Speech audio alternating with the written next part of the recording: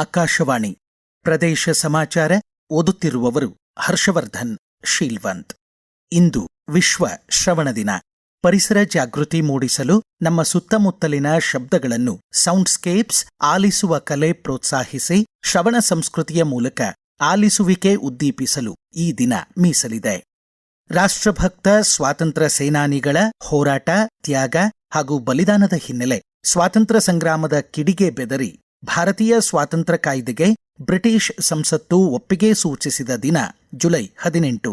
ಈ ನಿರ್ಣಯದ ಅನುಸರಣೆಯಾಗಿ 1947 ಆಗಸ್ಟ್ 15 ಬೆಳಗಿನ ಜಾವ ಭಾರತ ಪಾರತಂತ್ರ್ಯದಿಂದ ಮುಕ್ತಗೊಂಡು ಸ್ವತಂತ್ರವಾಯಿತು. ಮೈಸೂರು ಸಂಸ್ಥಾನದ ಕೊನೆಯ ದೊರೆ ಉದಾರದಾನಿ, ಕರ್ನಾಟಕದ ಪ್ರಥಮ ರಾಜ್ಯಪಾಲರಾದ ಜಯಚಾಮರಾಜೇಂದ್ರ ಒಡೆಯರ್ ಅವರ ಜಯಂತಿಯಿಂದು. ಶಾಂತಿ, ಸಮಾನತೆ ಮತ್ತು ಮಾನವೀಯ ಮೌಲ್ಯಗಳಿಗೆ ಅಮೂಲ್ಯ ಕೊಡುಗೆ ನೀಡಿದ ನೊಬೆಲ್ ಶಾಂತಿ ಪುರಸ್ಕಾರದಿಂದ ಸನ್ಮಾನಿತರಾದ ನೆಲ್ಸನ್ ಮಂಡೇಲಾ ಸಂಸ್ಮರಣೆ ಅಂತಾರಾಷ್ಟ್ರೀಯ ದಿನವಿಂದು. ರಾಜ್ಯ ವಿಜ್ಞಾನ ಮತ್ತು ತಂತ್ರಜ್ಞಾನ ಇಲಾಖೆ ಅಂಗಸಂಸ್ಥೆ ಬೆಂಗಳೂರಿನ ವಿಜ್ಞಾನ ಮತ್ತು ತಂತ್ರಜ್ಞಾನ ಅಕಾಡೆಮಿ ಆವರಣದಲ್ಲಿ ಪ್ರಕೃತಿಯ ಔಷಧಾಲಯದ ಅನ್ವೇಷಣೆ, ಆರೋಗ್ಯ, ಜೀವನೋಪಾಯ, ಜೈವಿಕ ಅರ್ಥವ್ಯವಸ್ಥೆ ಮತ್ತು ಸಂರಕ್ಷಣೆಗಾಗಿ ಔಷಧೀಯ ಮತ್ತು ಸುಗಂಧ ಸಸ್ಯಗಳ ಸಾಮರ್ಥ್ಯಗಳು ಎಂಬ ವಿಷಯದ ಕುರಿತ 3 ದಿನಗಳ ರಾಷ್ಟ್ರೀಯ ಸಮ್ಮೇಳನ ಇಂದು ಸಂಪನ್ನಗೊಳ್ಳಲಿದೆ. ದೇಶದ ವಿವಿಧ ಭಾಗಗಳಿಂದ 120 ಪ್ರತಿನಿಧಿಗಳು, ಸಂಶೋಧನಾ ವಿದ್ಯಾರ್ಥಿಗಳು, ಆಯುಷ್ ಇಲಾಖೆಯ 15 ಜನ ವೈದ್ಯಾಧಿಕಾರಿಗಳು ಸಮ್ಮೇಳನದಲ್ಲಿ ಪಾಲ್ಗೊಂಡಿದ್ದಾರೆ. ಹೊಸದಿಲ್ಲಿಯ ಭಾರತ ಮಂಟಪದಲ್ಲಿ ಜರುಗಿದ ಭಾರತ್ ಟೆಕ್ಸ್ 2026 ಜವಳಿ ಉದ್ಯಮದ ಹೂಡಿಕೆದಾರರ ವಿಶ್ವ ಸಮಾವೇಶದಲ್ಲಿ ರಾಜ್ಯ ಸರ್ಕಾರ 12 ಪ್ರಮುಖ ಒಪ್ಪಂದಗಳಿಗೆ ಸಹಿ ಹಾಕಿದೆ. ಮುಖ್ಯಮಂತ್ರಿ ಡಿಕೆ ಶಿವಕುಮಾರ್ ಸಂತಸ ವ್ಯಕ್ತಪಡಿಸಿದ್ದು, ರಾಜ್ಯಕ್ಕೆ 2,821 ಕೋಟಿ ರೂಪಾಯಿ ಹೂಡಿಕೆ ಖಾತ್ರಿಯಾಗಿದೆ ಎಂದು ಎಕ್ಸ್ ಮಾಧ್ಯಮದಲ್ಲಿ ತಿಳಿಸಿದ್ದಾರೆ. ಕಲಬುರಗಿ, ಚಿತ್ರದುರ್ಗ, ರಾಮನಗರ, ಮೈಸೂರು, ಚಾಮರಾಜನಗರ, ಉಡುಪಿ, ದಕ್ಷಿಣ ಕನ್ನಡ, ಚಿಕ್ಕಬಳ್ಳಾಪುರ ಮತ್ತು ಕೋಲಾರ ಜಿಲ್ಲೆಗಳ ಜವಳಿ ಪಾರ್ಕ್ಗಳಲ್ಲಿ ಹಣ ಹೂಡಿಕೆಯಾಗಲಿದ್ದು 11,020 ಉದ್ಯೋಗಗಳು ಸೃಷ್ಟಿಯಾಗಲಿವೆ ಎಂದಿದ್ದಾರೆ.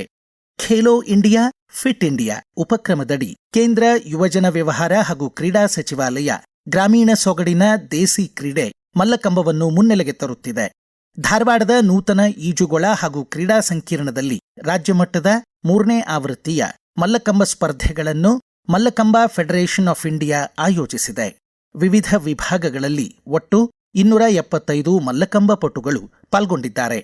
ಪ್ರದೇಶ ಸಮಾಚಾರಕ್ಕಾಗಿ ಹೆಚ್ಚಿನ ಮಾಹಿತಿ ನೀಡಿದ್ದಾರೆ ಮಲ್ಲಕಂಬ ಪಟು ಹಾಗೂ ತರಬೇತುದಾರ ಗದಗ ಜಿಲ್ಲೆ ಶಿರಹಟ್ಟಿಯ ಸೋಮಶೇಖರ್ ಕೊಡ್ಲಿ. ಧಾರವಾಡದ ಸ್ವಿಮ್ಮಿಂಗ್ ಪೂಲ್ ಕಾಂಪ್ಲೆಕ್ಸ್ನಲ್ಲಿ ನಡೀತಿರ್ತಕ್ಕಂಥ ಮಲ್ಲಕಂಬ ಕ್ರೀಡೋತ್ಸವ 2 ದಿನಗಳಿಂದ ಪ್ರಾರಂಭ ಆಗಿದೆ. ಇದು 3ನೇ ಆವೃತ್ತಿ ಧಾರವಾಡದಲ್ಲಿ ನಡೀತಾ ಇದೆ. 14 ವರ್ಷದ ಒಳಗಿನ ಬಾಲಕರು ಹಾಗೂ ಬಾಲಕಿಯರು, 14 ವರ್ಷ ಮೇಲ್ಪಟ್ಟ ಬಾಲಕರು ಹಾಗೂ ಬಾಲಕಿಯರು ಭಾಗವಹಿಸ್ತಾ ಇದ್ದಾರೆ. ಸ್ಥಿರ ಮತ್ತು ರೋಪ್ ಮಲ್ಲಕಂಬ ನಡೀತಾ ಇದ್ದಾವೆ. ಸುಮಾರು 18ಕ್ಕೂ ಹೆಚ್ಚು ತಂಡಗಳು ಮಲ್ಲಕಂಬ ಕ್ರೀಡೋತ್ಸವದಲ್ಲಿ ಭಾಗವಹಿಸಿದ್ದಾರೆ. ಧಾರವಾಡದ ಸುಮಾರು 6 ತಂಡಗಳು ಎಲಿವಾಳ, ಶಿರಗುಪ್ಪಿ, ಅಣ್ಣಿಗೇರಿ, ಹರಲಾಪುರ, ಹುಬ್ಬಳ್ಳಿ, ಉಪ್ಪಿನಪೆಟ್ಟಿಗೇರಿ, ಅದರ ಜೊತೆ ಬಾಗಲಕೋಟೆ, ವಿಜಯಪುರ, ಬೆಳಗಾವಿ, ರಾಮನಗರ, ಮೈಸೂರು, ದಕ್ಷಿಣ ಕನ್ನಡ, ಶಿವಮೊಗ್ಗ, ಜಮಖಂಡಿ ಹೀಗೆ 275ಕ್ಕೂ ಹೆಚ್ಚು ಕ್ರೀಡಾಪಟುಗಳು ಇಲ್ಲಿ ಭಾಗವಹಿಸಿದ್ದಾರೆ. ಪಾರಿತೋಷಕ ಹಾಗೂ ನಗದು ಬಹುಮಾನವನ್ನು ಸಹಿತ ಕೊಡ್ತಾ ಇದ್ದಾರೆ. ಕೇಂದ್ರ ಚುನಾವಣಾ ಆಯೋಗದ ನಿರ್ದೇಶನದಂತೆ ಮತದಾರರ ಪಟ್ಟಿಯ ವಿಶೇಷ ಸಮಗ್ರ ಪರಿಷ್ಕರಣೆ 2026 ಹಿನ್ನೆಲೆ ಹಾವೇರಿ ಜಿಲ್ಲೆಯಲ್ಲಿ 13,35,000 ಮತದಾರರಿಗೆ ಗಣತಿ ನಮೂನೆ ವಿತರಿಸಲಾಗಿದೆ ಎಂದು ಜಿಲ್ಲಾಧಿಕಾರಿ ವಿಜಯ್ ಮಹಾಂತೇಶ್ ತಿಳಿಸಿದ್ದಾರೆ. ಆ ಪೈಕಿ 9,73,000 ಮತದಾರರ ಗಣಕೀಕರಣ ಪ್ರಕ್ರಿಯೆ ಪೂರ್ಣಗೊಂಡಿದ್ದು ಹಾವೇರಿ ಜಿಲ್ಲೆ ರಾಜ್ಯಕ್ಕೆ 2ನೇ ಸ್ಥಾನದಲ್ಲಿದೆ.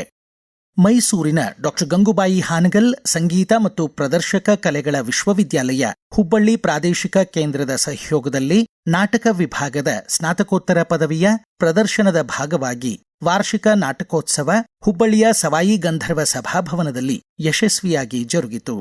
ಚಿತ್ರದುರ್ಗದ ಜಿಲ್ಲಾ ಸಶಸ್ತ್ರ ಮೀಸಲು ಪೊಲೀಸ್ ಪಡೆ ಕವಾಯತು ಮೈದಾನದಲ್ಲಿ ಮಾದಕ ದ್ರವ್ಯ ಸಾಗಣೆ ಮತ್ತು ಬಳಕೆ ನಿಷೇಧ ಕುರಿತು ಜನಜಾಗೃತಿ ಜಾಥಾ, ಆಪರೇಷನ್ ರೈಸ್ ಹಾಗೂ ಬೇಡ ಬ್ರೋ ಅಭಿಯಾನಕ್ಕೆ ಜಿಲ್ಲಾ ಪೊಲೀಸ್ ವರಿಷ್ಠಾಧಿಕಾರಿ ರಂಜಿತ್ ಕುಮಾರ್ ಬಂಡಾರು ಚಾಲನೆ ನೀಡಿದರು.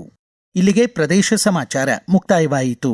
ನಮ್ಮ ಮುಂದಿನ ರಾಷ್ಟ್ರೀಯ ವಾರ್ತಾ ಪ್ರಸಾರ ಮಧ್ಯಾಹ್ನ 1:10 ನಿಮಿಷಕ್ಕೆ.